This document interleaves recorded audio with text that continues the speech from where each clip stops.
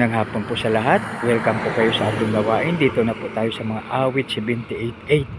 Subalit, mas maganda kung ating babasahin dito sa 7 to 8.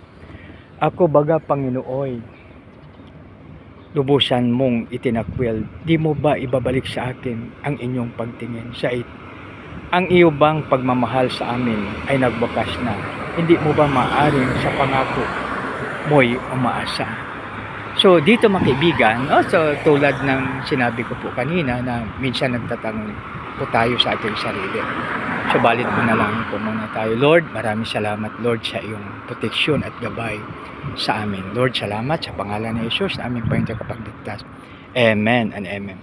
So dito mga kaibigan sa ating binasa, no? So sa 8, ang iyo bang pagmamahal sa amin ay nagwakas na? Hindi ba maaring sa pangako mo'y umaasa, no? So, pagtingnan natin lahat ay patanong, no? So, hindi ibig sabihin na nawala na ng pag-asa talaga, no? Kundi ito'y nagtatanong, no? So, kaya kailangan natin ang mag-remind sa atin.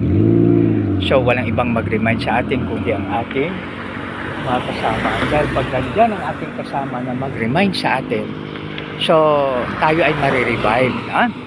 So, kaya napakaganda makibigan tulad ni Elias, no? 'Di ba yung pagkatapos siyang magtagumpay, inalalayan siya ng anghel.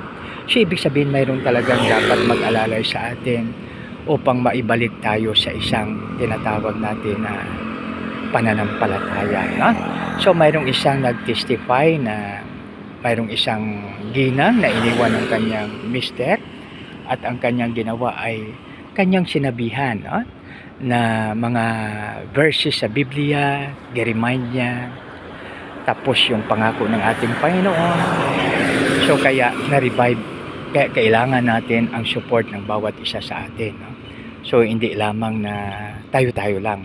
Iba talaga pag mayroon tayong backup, no? Tingnan natin sa mga labanan, mayroong tinatawag na reinforcement.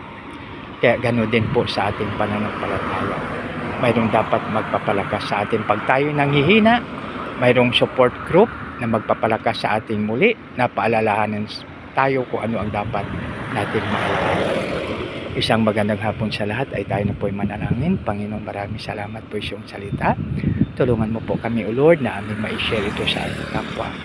Sa aming dakilang Ama, ang Diyos na abang isa katakob, dinadahin po namin ito sa matamis na pangalan, yung anak na si Jesus na aming Panginoon kapagligtas. At po'y magsabi ng Amen and Amen. God bless us all.